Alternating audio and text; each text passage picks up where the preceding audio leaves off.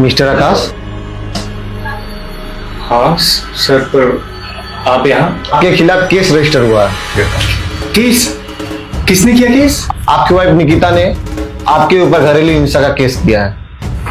निकिता ने केस किया है? इंस्पेक्टर साहब, आपको शायद से कोई मिसअंडरस्टैंडिंग हुई है, और या फिर आप किसी गलत जगह आ गए हैं।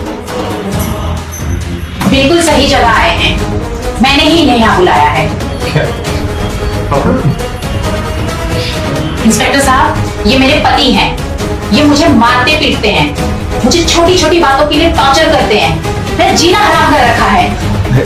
अरे बेटा, तू क्या बोल रही है? मैं बिल्कुल ठीक कह रही हूँ बाबा जी, आप अपने बेटे से पूछिए। मुझे मेरे लॉयर से 1 मिनट बात करना है। सॉरी सर, जो भी बातचीत करनी है आपको पुलिस स्टेशन में करनी होगी। अरे सर, पर ऐसा कैसे? पापा, आप परेशान मत होना, कुछ नहीं होगा मुझे, मैं सब सही कर दूंगा। आप अपना ख्याल रखो